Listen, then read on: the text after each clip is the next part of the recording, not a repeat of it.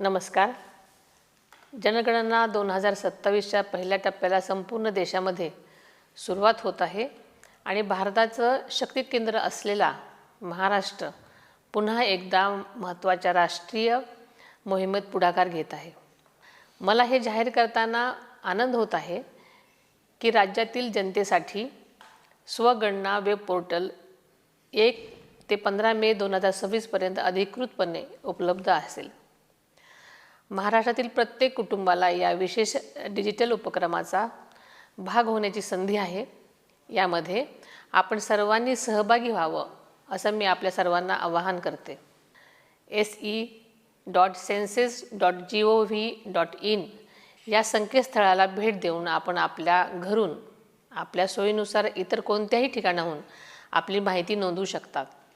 लक्षात ठेवा, जनगणना ही केवळ एक मोजणी नसून ती आपल्यासाठी उत्तम शाळा, दवाखाने, रस्ते आणि कल्याणकारी योजनांची अंमलबजावणी सुनिश्चित करते.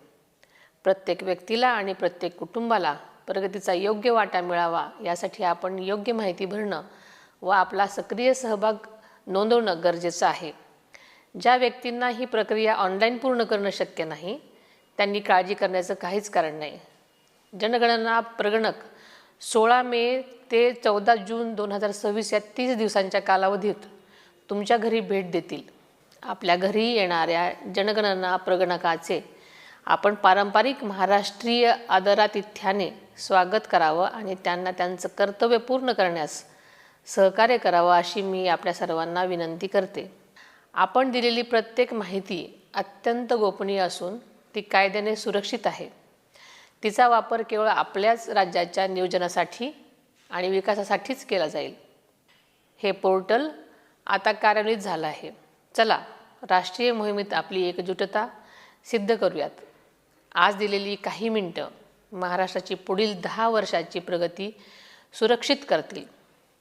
आपली जनगणना, आपला विकास. जय हिंद, जय महाराष्ट्र.